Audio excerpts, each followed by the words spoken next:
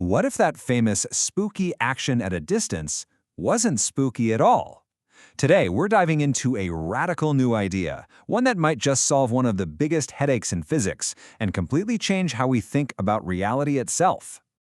So our story really kicks off with Albert Einstein. The guy practically rewrote the rules of the universe, right?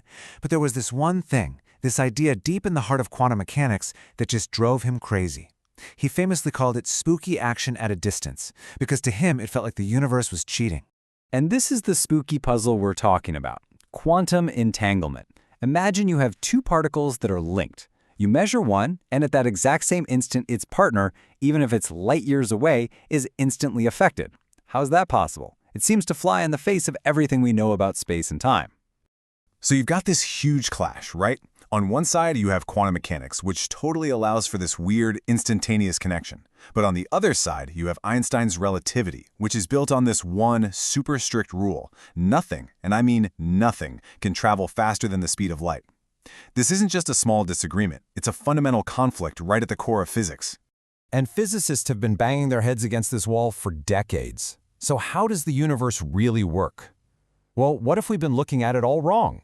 What if there's a new way to tell the story?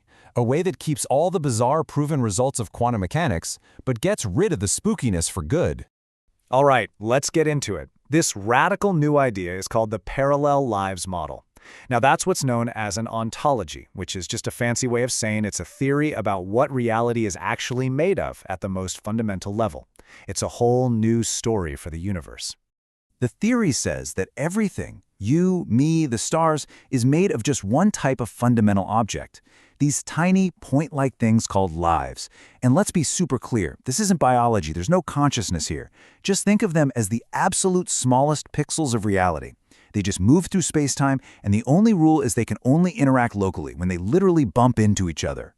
This means that what we call a particle, say an electron, isn't a single little ball. Nope, it's actually a whole collection, a kind of coordinated swarm of these lives, all moving and acting together like they're one thing. Okay, now here's where it gets really clever. This is the secret sauce. Each and every one of these little lives carries two types of memory. First, there's its external memory, which is basically a public diary of everything it's ever bumped into. But then there's the internal memory, and this is like a hidden secret rule book, a quantum playbook that tells it how it's allowed to act in the future. So you've got these little pixels of reality zipping around with their own public histories and secret rulebooks.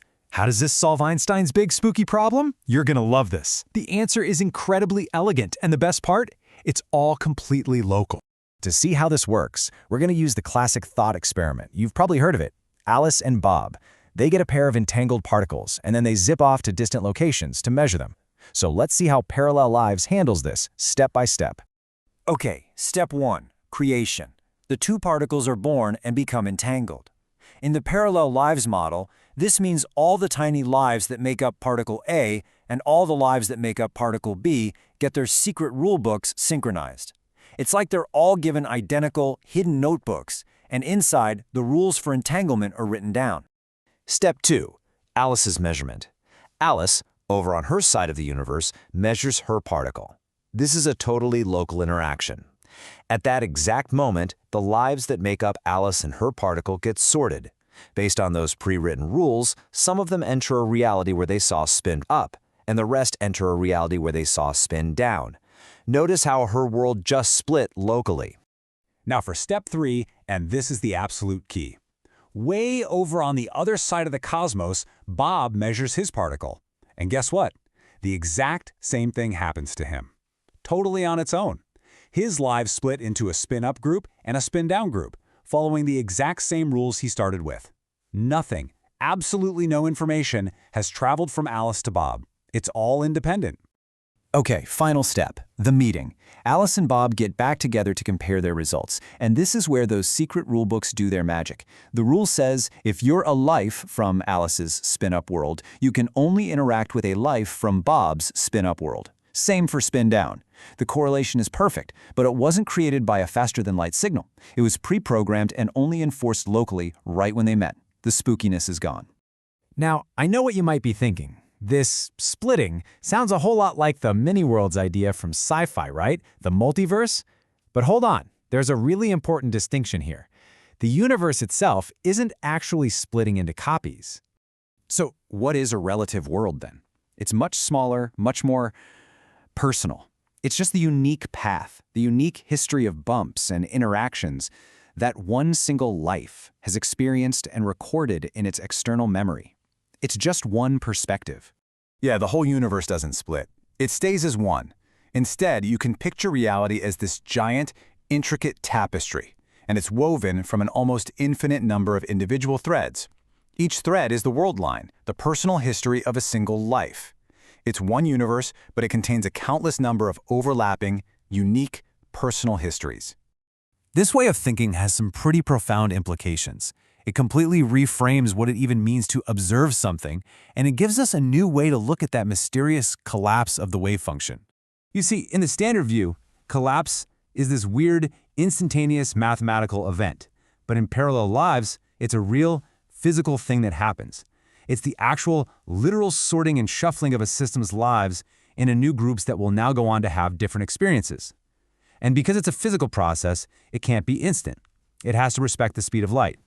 So making a measurement isn't some abstract, magical thing anymore. It's a physical event unfolding right here in space-time. It's the universe itself, at its most basic level, reorganizing its own building blocks based on a local interaction. That's a huge shift in perspective. And all of this brings us full circle, back to a reality that is fundamentally local. It's almost personal.